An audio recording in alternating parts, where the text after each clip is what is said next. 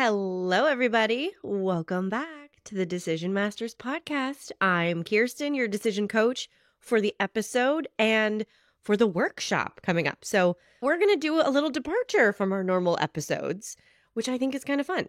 I'm going to give myself a little bit of a break and get settled into this move so it can be finished. I don't know if you know me or not, but I am not a person who can just have boxes around for months and months into a year.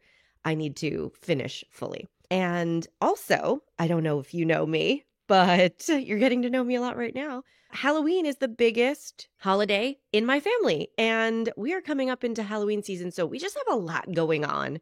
And in the spirit of the Decision Masters principle of how can I make it easy to still do what I want? How can I not make this all or nothing? Like I'm either going to do amazing podcasts and spend a bunch of time on them and not do the other things, or I'm not going to do any podcasts. I am going to share with you a workshop I did for a Decision Masters group, the coaching group I run at least once a year, because we need to talk about all of these cognitive biases and tendencies that are affecting our decision making. And I think I imagined I would craft everything that I talked about in this workshop into individual episodes, and we don't need to because I already said it all in the workshop. So you might hear me talking to people. You're not going to hear them talk back, but just know that's because there were other people there when I was talking to them. And we're going to chunk it up so that it's a little bit more digestible for our morning commutes and our afternoon dog walks and whatever you're doing while you listen to this podcast. Also, I'm just so happy to be hanging out with you right now. Let's have a great conversation about cognitive biases.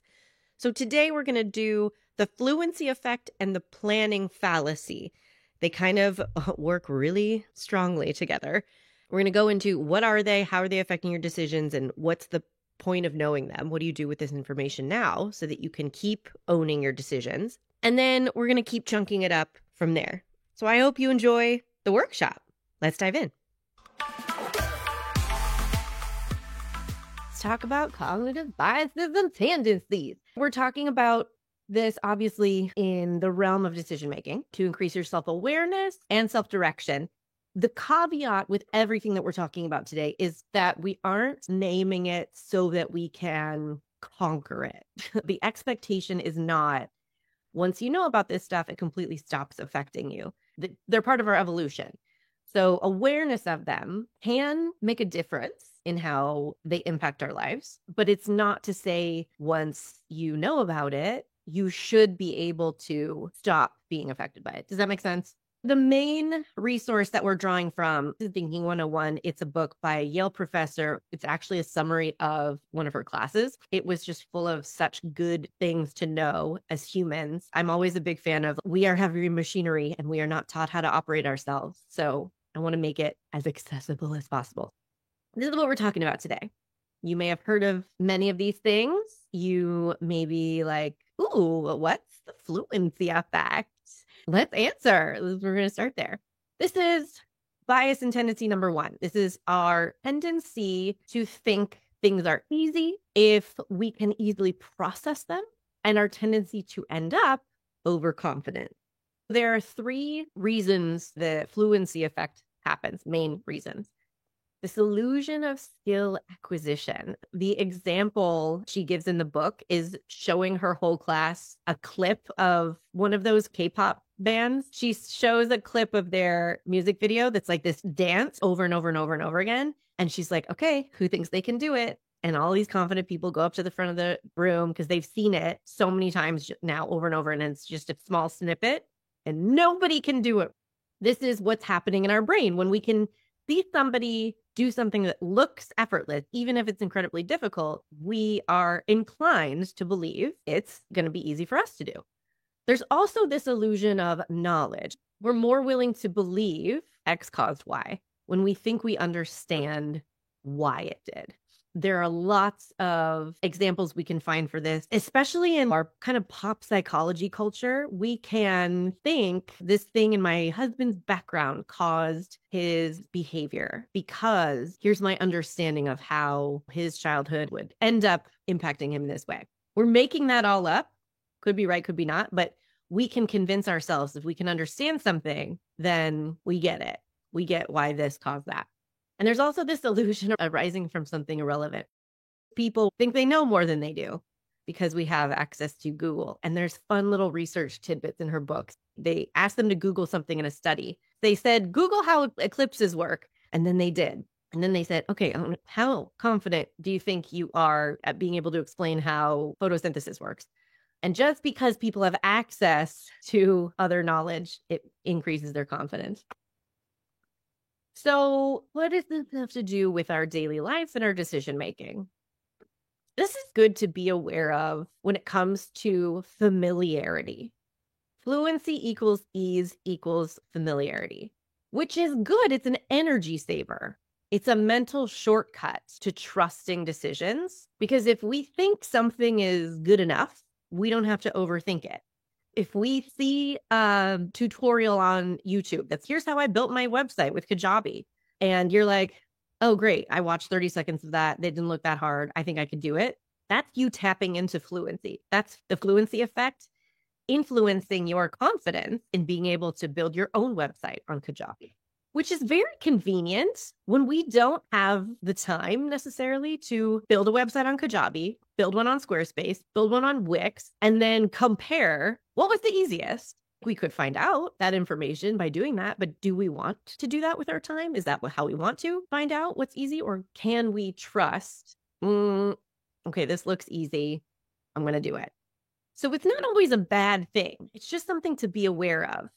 And what to do to capitalize on your awareness of it is just notice how confident you are about things, how easy or hard you predict things will be. And it's just always good to question what we know.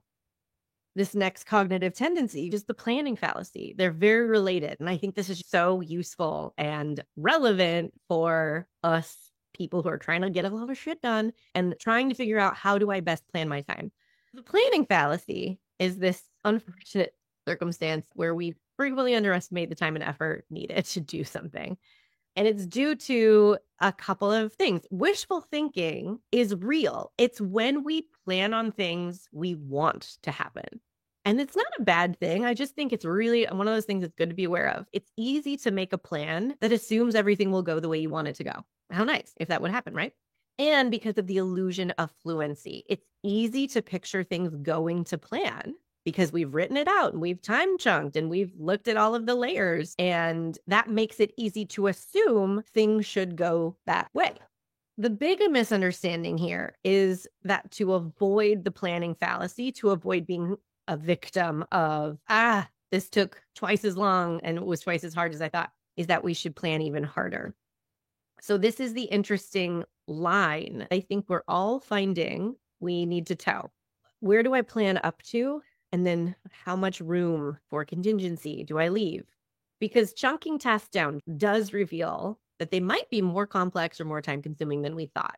You're doing this with your house right now, right? Clean out the garage was not going to be a one-day thing. And you've started chunking down, okay, I'm going to do the teal cabinet, and then I'm going to do this corner of that room. So chunking it down does make it easier to see, oh, this is actually going to be 6 hours. It's not going to be 3 hours to do this entire half of the house or whatever. The problem where the planning fallacy and the fluency effect play together is that when we can micromanage so easily on paper, when we can say, this email should take half an hour and this podcast should take 45 minutes, and then creating this page on my website should take 20 minutes. When it's so easy to micromanage on paper, it's easy to fall victim to this planning fallacy where it's like, look, it should be so easy. And then we end up beating ourselves up for things not being easy that we only ever decided were easy because we saw them on paper and we made them easy in our mind, right? So what to do? As we say here in this Decision Masters land, you put surprises and failures and feelings into the plan. We plan on things not going according to plan exactly. We plan on surprises coming up. We plan on encountering something we couldn't have planned on. And there's an interesting solution that she offers in the book too to this. Often we can look at, okay, the last time I went through this process of packing up and moving, or the last time I planned a vacation, whatever, here's how it went. And here's why it was hard. And here's why it took way longer than I thought. It's easy for us to imagine, well, this time it'll be different because I've learned from my mistakes and I'm better at stuff now. And what the author of this book offers is that sometimes a more effective strategy to plan more effectively and efficiently is to think about, what if it went exactly the same? What if it was just as hard? Or what if the same surprises came up that I think I'm prepared for this time? Just to offer yourself that awareness, offer yourself access to those options in your mind.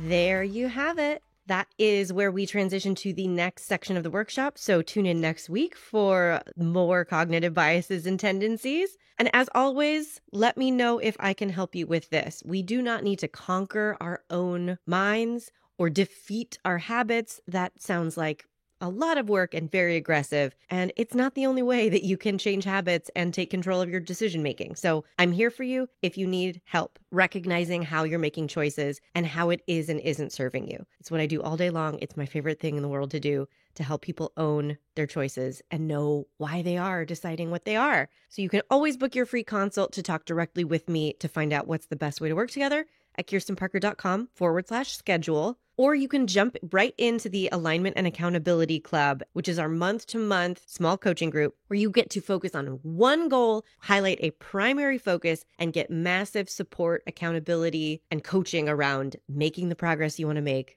not making excuses, but also being kind to yourself. So much fun. If you have a particular decision on your mind, you can book the Make a Decision package, which is literally hiring a decision coach for 2 weeks. We only talk about one thing. I help you organize all your thoughts and fears and questions about it so that you can move through that decision in an efficient, methodical, effective way and land on a choice that you totally trust. So lots of ways we can work together. All the links are in the show notes, and I hope you come back next week for more of the workshop. I'll see you then.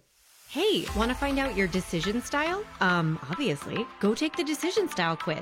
It's in the show notes and at kirstenparker.com/quiz. We all have our style when it comes to making decisions, but do you know how to use your default way of thinking to your advantage? Or do you mainly get stuck in the most annoying parts of overthinking and people pleasing? The decision style quiz has your answers, my friend. Take it right now at kirstenparker.com/quiz.